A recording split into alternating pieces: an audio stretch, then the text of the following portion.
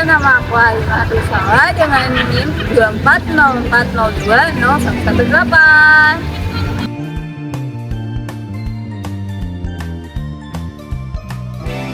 Halo teman-teman, perkenalkan saya Afra Nadia dengan NIM 24040201118. Halo, saya Arina Dirulmunan dengan NIM 24040201118. Assalamualaikum warahmatullahi wabarakatuh. Halo semuanya, perkenalkan kami dari kelompok 11 yang pada kesempatan kali ini kami akan menjelaskan mengenai metode simplex dan dualitas beserta soal yang terkait. Untuk pembahasan yang pertama yaitu mengenai metode simplex. Apa itu metode simplex? Metode simplex merupakan suatu prosedur perhitungan yang berulang-ulang dengan ulangan terbatas yang dimulai dari suatu penyelesaian dasar visible atau bisa disebut PDF. Apabila PDF bukan penyelesaian optimal, maka metode simplex akan mencari PDF lain yang lebih baik sehingga diperoleh PDF yang optimal jika ada. Metode simplex didasarkan atas prinsip bahwa penyelesaian optimal dari masalah persamaan linear selalu dapat ditemukan pada PDF. Adapun langkah-langkah metode simplex adalah sebagai berikut. Yang pertama, mengubah bentuk umum menjadi bentuk standar atau bentuk baku. Terkadang, dalam penyajian masalah persamaan linear, tidak langsung dituliskan dalam bentuk standar, namun bisa juga dituliskan dalam bentuk umum. Untuk itu, agar bisa dihitung penyelesaian optimalnya, maka perlulah diubah ke dalam bentuk standar atau bentuk baku. Untuk langkah yang kedua, yaitu membuat tabel simplex. Dan langkah yang ketiga, melakukan iterasi. Selanjutnya, kita akan masuk ke dalam soal. Di sini dipunyai fungsi tujuan yaitu maksimum Z sama dengan 3x1 dikurangi x2 ditambah 2x3 ditambah 4x4. Dengan 3 kendala, yang pertama x2 ditambah 7x3 ditambah 2x4 lebih dari atau sama dengan 3. Yang kedua, X1 tambah 2X2 ditambah X3 sama dengan 9. Yang ketiga, 2X1 ditambah 3X2 ditambah X3 dikurangi 4X4 kurang dari atau sama dengan 7.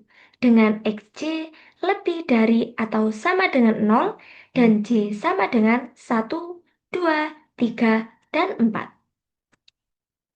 Kita di sini dapat menyelesaikan permasalahan tersebut.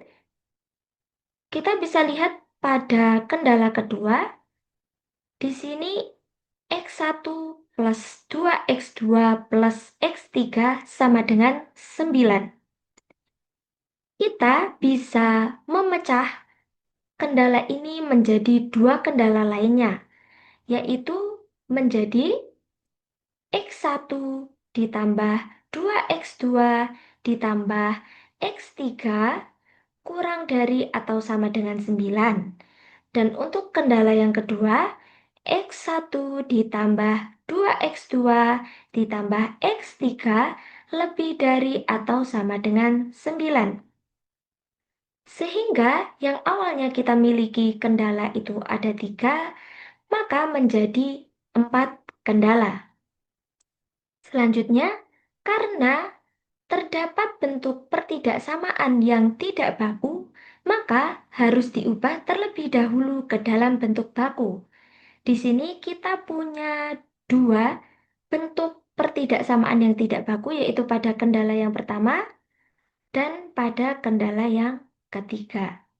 Sehingga agar dia menjadi bentuk yang baku, kita ubah tandanya menjadi kurang dari atau sama dengan. Di sini kita peroleh yang awalnya lebih dari atau sama dengan 3, maka di sini tandanya akan berubah.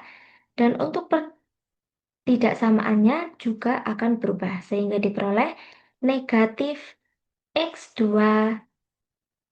dikurangi 7X3 dikurangi 2X4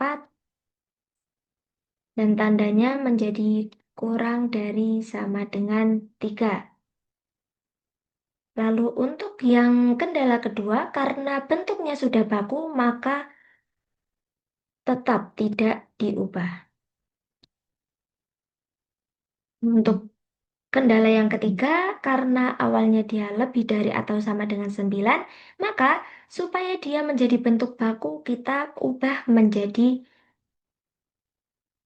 min X1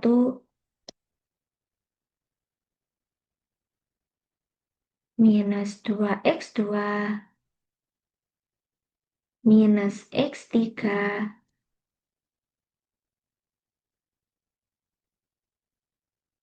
kurang dari sama dengan kurang dari sama dengan negatif 9. Oh,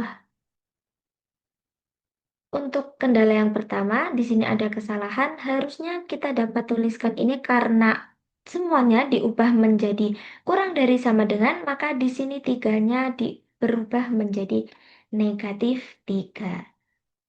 Untuk kendala yang keempat, karena bentuknya sudah baku, maka tidak perlu untuk diganti.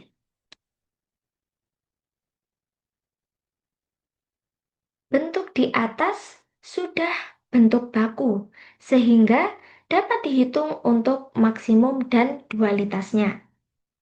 Untuk langkah yang pertama, kita bisa ubah pertidaksamaan yang telah diperoleh tadi ke dalam bentuk persamaan dengan menambahkan variabel select, yaitu S1, S2, S3, dan S4. Untuk penempatannya sendiri, kita bisa tempatkan S1, kita bisa tempatkan S1 pada kendala yang pertama. Lalu untuk yang kendala kedua, kita tempatkan S2. Untuk kendala yang ketiga, S3. Dan untuk kendala yang keempat, yaitu S4. Sehingga kita punyai 4 persamaan, yaitu min X2, min 7X3, min 2X4 plus S1 sama dengan min 3. Yang kedua, X1 plus 2X2 plus X3 plus S2 sama dengan 9. Yang ketiga, min X1 min 2X2 min X3 plus S3 sama dengan min 9. Dan yang keempat, 2X1 plus 3X2 plus X3 min 4X4 plus S4 sama dengan 7. Sehingga kita peroleh model matematika yang baru, yaitu karena tadi kita di sini telah menambahkan variabel, yaitu S1, S2, S3, dan S4, maka di fungsi tujuannya akan menjadi maksimum Z sama dengan 3X1 dikurangi X2 ditambah 2X3 ditambah 4X4 ditambah 0S1 ditambah 0S2 ditambah 0S3 dan ditambah 0S4. Dengan kendala yang sama seperti yang telah kita tuliskan pada langkah yang pertama. Dan tentunya dengan XJ lebih dari atau sama dengan 0, dengan J sama dengan 1, 2, 3, dan 4. Langkah selanjutnya, dari model matematika ini, kita bisa bentuk matriks, yang dimana bentuk matriksnya ini terdapat kolom S1, X2, X3, X4, S1, S2, S3, S4, dan Ki. Di sini Ki merupakan nilai dari setiap kendala. Jadi kita bisa tuliskan di sini untuk matriksnya S1 pada kolom S1 0, 1, negatif 1, 2. Dan untuk pada kolom S2 yaitu negatif 1, 2, negatif 2, 3. Pada kolom X3 yaitu kita bisa inputkan negatif 7, 1, negatif 1, 1. Dan untuk X4 di sini kita bisa masukkan min 2, 0, 0, dan min 4. Nulisan matriks ini disesuaikan dengan model matematika yang telah didapatkan pada langkah kedua. Lalu di sini ada S1, S2, S3, dan S4. Kita bisa lihat pada kendala yang pertama di sini dia memiliki S1. Sehingga kita bisa tuliskan untuk kolom S1 yaitu 1, 0, 0, 0. Dan untuk S2, S2 terletak pada kendala kedua. Sehingga di sini pada yang kendala yang kedua kita bisa tuliskan di sini 1 dan untuk yang lainnya itu bernilai 0. Begitu juga untuk X3 dan X4.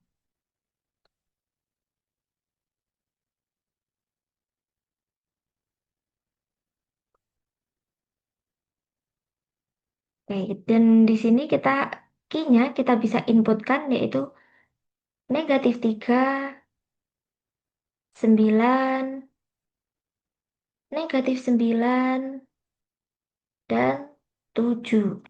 Oke, kita bisa inputkan pada kolom key yaitu negatif 3, 9, negatif 9, 7. Oke, sehingga inilah matriks yang kita dapatkan dari model matematika yang baru. Oke, untuk langkah selanjutnya kita masuk ke dalam program awal.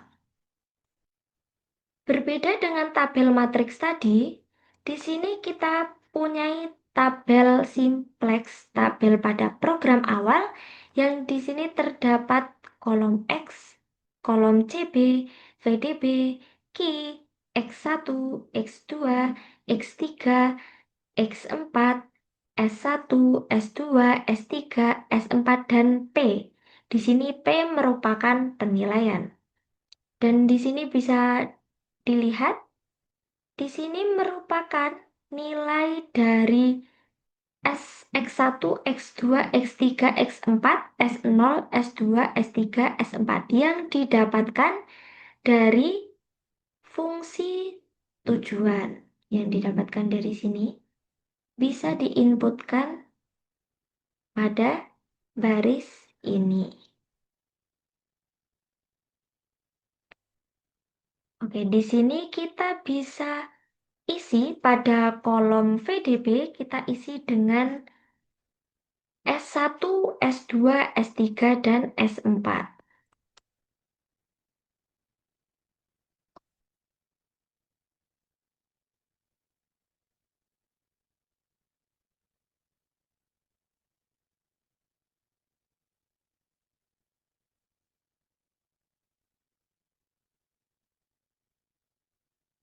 Dan di sini CB kita bisa isikan merupakan nilai atau konstanta di depan variabel S1, S2, S3, dan S4.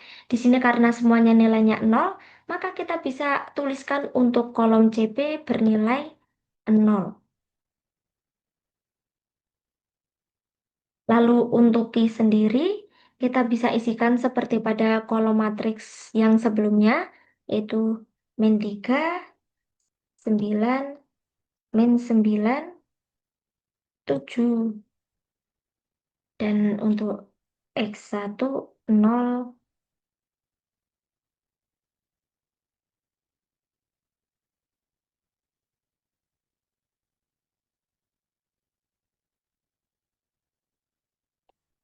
1,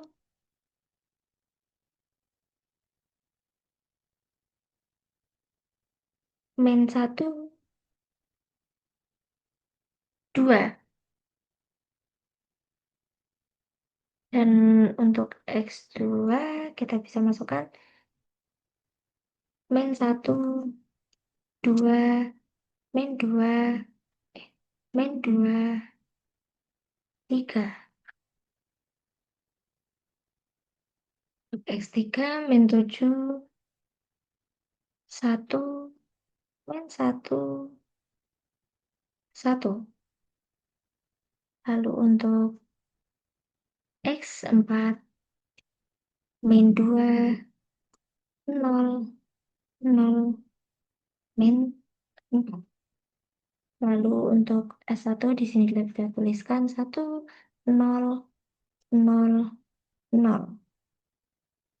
Ini 0, 1, 0, 0. 0, 0, 1, 0. 0, 0, 0, 1. Oke. Selanjutnya, pada baris yang kelima ini kita bisa hitung barisnya mulai dari sini ya. Ini bisa dikatakan baris 1, baris 2, baris 3, baris 4, dan di sini baris 5. Bisa dimisalkan seperti itu. Dan untuk baris 5 kita bisa tuliskan di sini adalah ZC.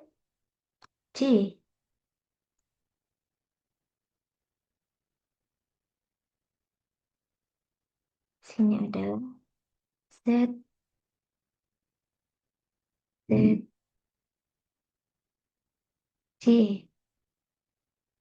ZC dapat dihitung jika pada kolom Q ini kita bisa hitung dengan CB baris pertama dikali dengan Q pada baris pertama ditambah dengan CB pada baris kedua dikali dengan Q pada baris kedua ditambah dengan CB pada baris ketiga dikali dengan Q pada baris ketiga ditambah dengan CB pada garis keempat dan dikalikan dengan Q pada baris keempat.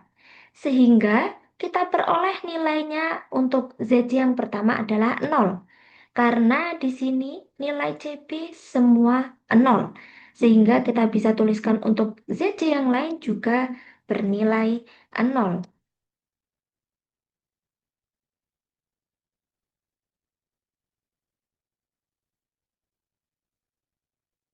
Selanjutnya, kita akan tuliskan pada baris yang keenam, yaitu ZC min CC.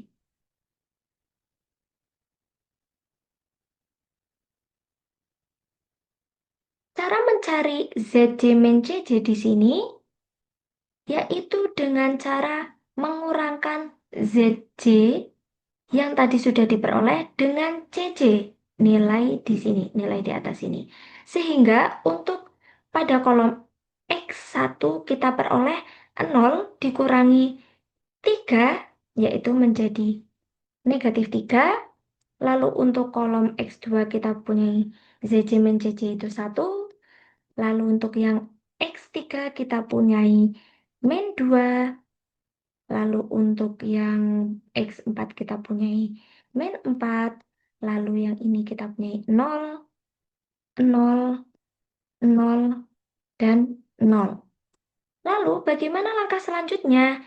Kita lihat pada nilai ZC min CC, kita cari yang paling kecil. Yang dimana kita bisa lihat yang paling kecil adalah min 4. Jadi kita bisa lihat dia yang paling kecil dan jika kita lihat dalam koordinat kartesius, negatif 4 itu letaknya paling kiri.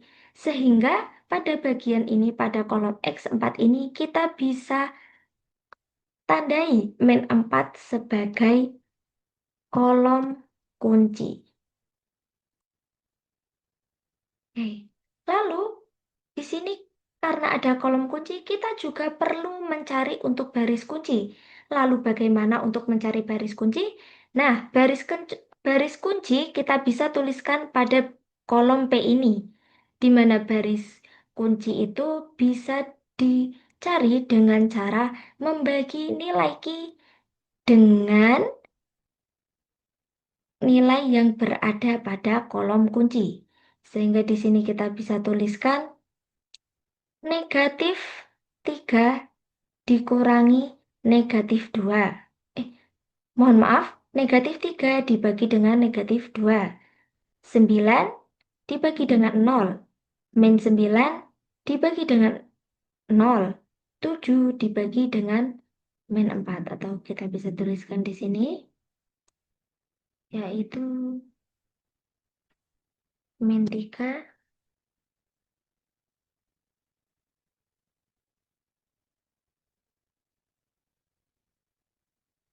min 3 min 3 dibagi dengan min 2.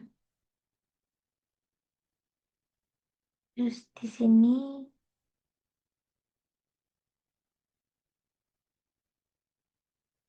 9 dibagi dengan 0. Lalu di sini min 9 dibagi dengan 0. Lalu di sini ada 7 dibagi dengan negatif 4. Nah, namun perlu diingat bahwa pada bagian penyebut ini sebenarnya tidak boleh bernilai negatif atau 0. Jadi di sini pada kolom kunci ini, di sini terlihat bahwa nilainya negatif, 0, 0, negatif. Maka tidak boleh diambil karena syaratnya yaitu tidak boleh negatif dan tidak boleh 0. Lalu bagaimana? Maka penyelesaian dari permasalahan persamaan linear ini dapat disimpulkan bahwa ZJ min CJ kurang dari 0 untuk setiap J. Kita bisa lihat di sini min 3, min 2, min 4 itu kurang dari 0. Maka diperoleh penyelesaian nilai Z tidak terbatas. Jadi dapat disimpulkan untuk persoalan persamaan linear ini yaitu sebuah kasus di mana penyelesaiannya itu tidak terbatas. Oke, di sini ada catatan. Bagaimana caranya kita mengetahui permasalahan tersebut itu termasuk ke dalam kasus khusus? Yang salah satunya kasusnya yaitu memiliki penyelesaian tidak terbatas. Di sini, apabila dalam suatu tabel simplex dengan penyelesaian visible terdapat satu atau lebih kolom untuk variabel bukan basis, misalkan kolom ke-J sehingga ZJ min CJ itu kurang dari 0 dan AIJ kurang dari atau sama dengan I, di mana I adalah 1, 2, 3 hingga M, maka terdapat penyelesaian visible dengan M plus 1, variabel yang tidak 0, sehingga nilai Z makin besar, tidak terbatas. Maka kasus ini bisa disebut kasus khusus dengan penyelesaian tidak terbatas.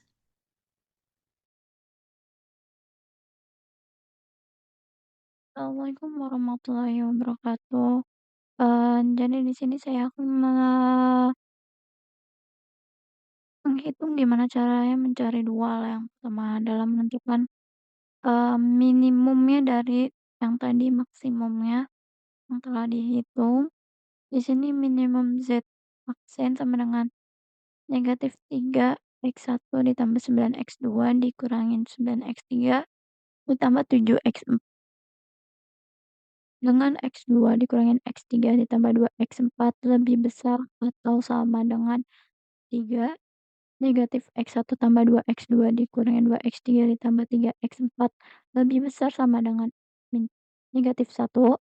Negatif 7 X1 tambah X2 dikurangin X3 ditambah X4 lebih besar atau sama dengan 2. Negatif 2 X1 dikurangin 4 X4 lebih besar atau sama dengan 4. Kemudian kita penyelesaiannya itu maksimum P P sama dengan negatif dalam kurung negatif 3x1 ditambah 9x2 dikurangin 9x3 ditambah 7x4. Yang di mana hasilnya 3x1 dikurangin 9x2 ditambah 9x3 dikurangin 7x4. Kemudian ada penambahan variabel slack dan surplusnya. X2 dikurangin X3 ditambah 2X4 dikurangin S1 sama dengan 3. Negatif X1 ditambah 2X2 dikurangin 2X3 ditambah 3X4 dikurangin S2 sama dengan min 1. Negatif 7X1 ditambah X2 dikurangin X3 ditambah X4 dikurangin S3. Oke teman-teman, kita lanjut menghitungnya. Negatif 7X1 ditambah X2 dikurangin X3 ditambah X4 dikurangin S3 sama dengan 2. Negatif 2X1 dikurangin 4X4 dikurangin S4 sama dengan 4. Di mana kita mendapatkan matriksnya itu ada X1, X2, X3, X4, S1, S2, S3, S4. Kemudian ada XA, XB, XC, XD-nya. Nah, teman-teman X1 ini di mana yang koefisiennya variabel X1. Jadi diisi dengan koefisien variabel X1-nya. Kenapa di sini baris pertama itu 0?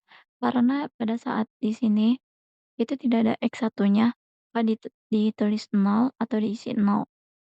Kemudian X2-nya 1 karena koefisien depan X2-nya itu 1, koefisien depannya X3 itu min 1, koefisien depannya X4 itu 2, koefisiennya S1 itu min 1, S2, S3, S4 0 karena tidak ada. Dan seterusnya seperti itu teman-teman, sampai 4 baris. Kemudian XA, XB, XC, XD-nya itu adalah, identitas diagonal teman-teman. Kemudian model matematika barunya, kita dapatkan maksimum P sama dengan 3x1 dikurangin 9x2 ditambah 9x3 dikurangin 7x4 ditambah 0s1 tambah 0s2 ditambah 0s3 ditambah 0s4 dikurangin max.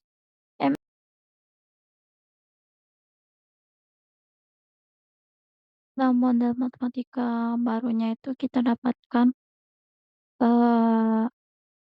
dengan x2 dikurangin x3 tambah 2x4 dikurangin s1 sama dengan 3. Negatif x1 ditambah 2x2 dikurangin 2x3 ditambah 3x4 dikurangin s2 sama dengan negatif 1. Negatif 7x1 ditambah x2 dikurangin x3 ditambah x4 dikurangin s3 sama dengan 2. Negatif 2x1 dikurangin 4x4 dikurangin s4 sama dengan 4. Ya teman-teman, nanti kita lanjutkan untuk perhitungan tabelnya. Halo semuanya, video lanjutan ini akan membedah cara menyelesaikan matriks pemrograman linear menggunakan metode simplex Big M untuk kasus minimasi biaya. Oke, langsung saja lihat di layar ini ada tabel program awal kita. Sini kita punya variabel asli X1 sampai X4. Beberapa variabel slack dan variabel divisialnya yang dipasang sebagai penalti Big M karena tandanya yang campuran atau main simplex itu sebenarnya cuma bongkar pasang variabel. Di setiap iterasi kita harus memilih satu variabel baru untuk masuk basis dan mengeluarkan suatu variabel lama untuk keluar dari basis. Oh iya, variabel artifisial itu yang ini ya teman-teman, XA, XB, XC, XD. Dan P ini adalah rasionya. Langkah pertama kita harus menentukan variabel yang masuk. Caranya kita lirik baris paling bawah yaitu baris ZJ dikurangin CJ karena target kita adalah meminimalkan nilai fungsi tujuan. Kita cari angka yang paling negatif di tabel awal. Nilai yang paling negatif ada negatif 4M ditambah 9 yang berada di kolom X2. Maka X2 sah kita pilih sebagai entering variable. Langkah kedua menentukan variabel yang keluar. Kita gunakan bantuan kolom rasio P. Nah ini baris kolomnya. Berarti yang terpilih adalah 2 karena paling terkecil. Berarti variabel basis XC harus keluar dari posisi. Nah, pertemuan antara kolom X2 dan baris XC memotong sebuah angka yaitu 1 nih teman-teman. Set, set, 1. Oke, kemudian tabel simplex atau yang ketujuh, tabel ketujuh ini eh, sama. Kita masih mencari nilai yang sangat negatif, didapatkan negatif 18M tambah 66. Berarti sekarang gantian variabel X1 yang harus masuk ke dalam basis. Nah, kita untuk menemukan siapa yang keluarnya, eh, kita bagi lagi kolom nilai kanan key dengan angka-angka di kolom kunci X1. Setelah dihitung rasio positif yang paling kecil itu 1/7 di baris XA sehingga dapat garis potongan di sini di bawah sen X1 ya. Sehingga elemen kuncinya adalah 7. Nah, di tabel 8 ini ada kejadian unik yang harus kita perhatikan secara kritis. Nilai kanan key pada baris XB menghasilkan angka negatif yaitu negatif 48/7. Dalam aturan simplex standar nilai kanan tidak boleh minus atau negatif karena peme- karena menandakan kondisi tidak layak atau invisible. Untuk menyelesaikan masalah nilai minus ini, algoritma yang kita gunakan harus dimodifikasi sedikit menjadi aturan dua simplex. Kita pilih baris yang bernilai minus dulu untuk dikeluarkan dari basis, baru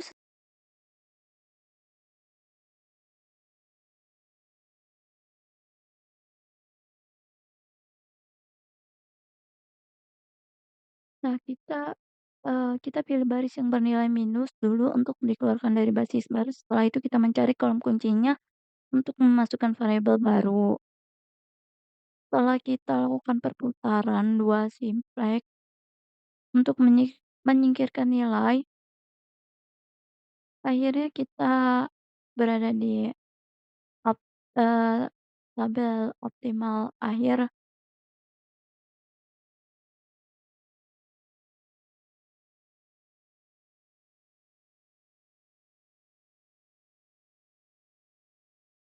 Nah, gimana sih biar kita yakin kalau tabel 10 ini sudah optimal dan tidak perlu dihitung lagi? Itu kuncinya lihat lagi baris paling bawah Z ZJ min CJ-nya. Perhatikan semua angkanya sekarang sudah bernilai positif atau nol. Tidak ada lagi angka negatif. Tersisa di bawah variabel asli maupun variabel slack-nya. Itu teman-teman.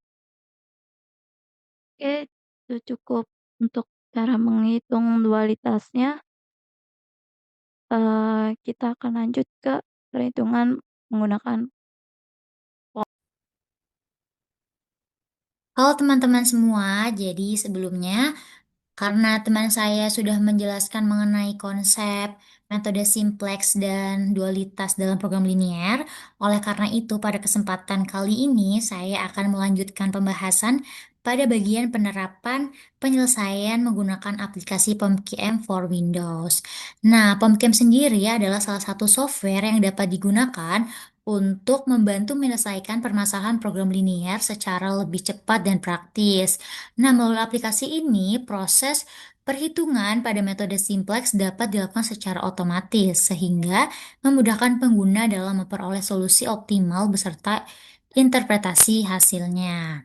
Nah, nanti di video kali ini juga saya akan menjelaskan gimana sih langkah-langkah memasukkan data ke dalam POMQM serta proses penyelesaiannya. Nah, dengan adanya penggunaan POMQM ini diharapkan kita dapat lebih memahami penerapan metode simplex dan dualitas dalam penyelesaian masalah nyata secara lebih efektif dan efisien. Untuk soalnya sama seperti pada soal yang ada di metode simplex dan dualitas. Baik, teman-teman. Jadi, sekarang kita coba share screen ya di aplikasi POMCAM-nya terlebih dahulu.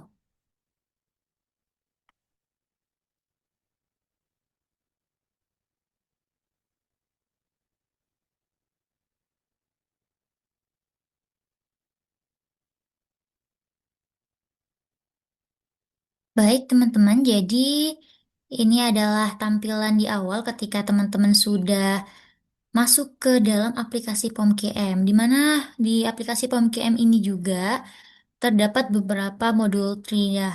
Nanti kita bisa memilih yang namanya linear programming. Nah, karena soal yang ditanyakan itu ada 4 variables dan 3 kendala, maka number of contents itu artinya ada berapa sih kendalanya gitu. Kita bisa pakai tanda panah ke atas atau kita bisa menggunakan tanda panah ke bawah untuk berapa jumlahnya gitu.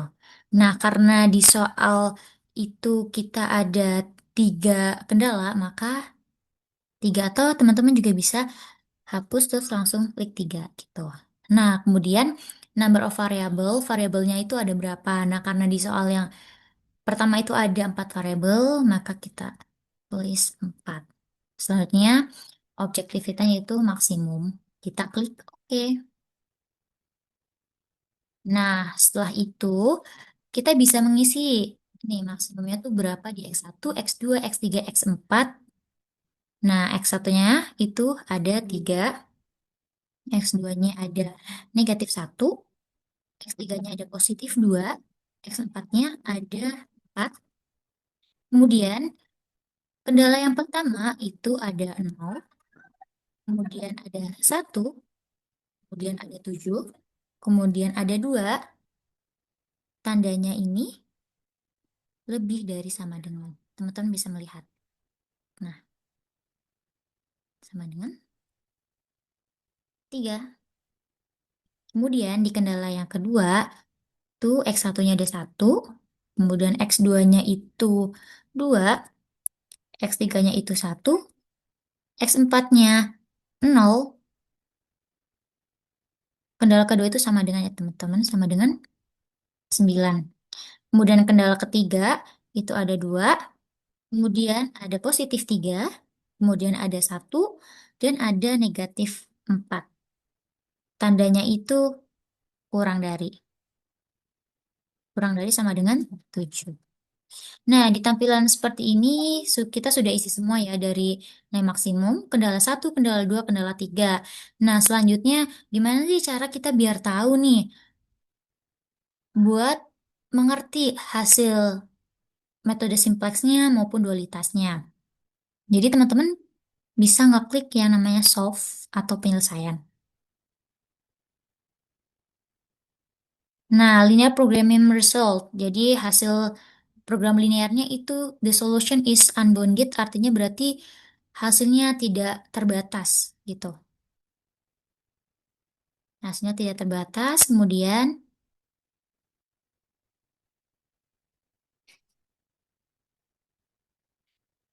setelah itu kita akan mencari nih dualitasnya tuh gimana gitu dan iterasinya terjadi berapa kali. Selanjutnya kita lihat, kita bisa untuk mengetahui dualitas dan yang lainnya kita bisa back tadi, terus kita bisa klik solve.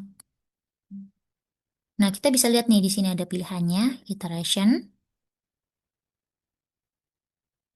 Nah, kita bisa lihat hasil iterasinya. Kita perbesar terlebih dahulu.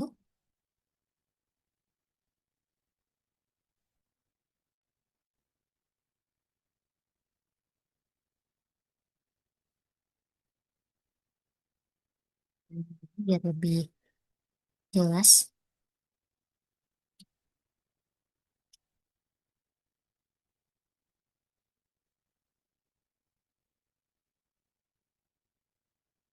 Iteration.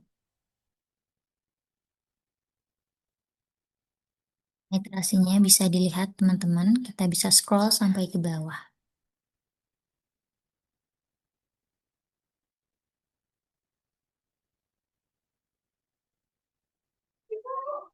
Oke, selanjutnya setelah iterasi selesai, kita bisa kembali lagi untuk mencari dualitasnya.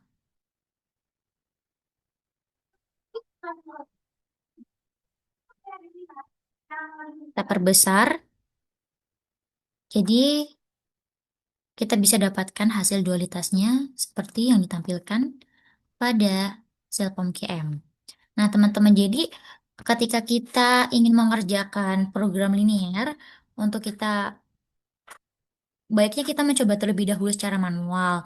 Tapi untuk memastikan apakah jawaban kita betul, kita bisa cek di POMKM terlebih dahulu. Setelah itu kita bisa mencoba apakah jawaban kita sudah sama atau belum dengan yang ada di aplikasi POMKM ini gitu. Gimana teman-teman? Teman-teman sudah paham atau belum dengan cara penggunaan POMKM? Oke, demikian tutorial yang dapat saya sampaikan. Semoga teman-teman bisa paham. Demikian dari saya lanjutkan untuk video selanjutnya. Bye.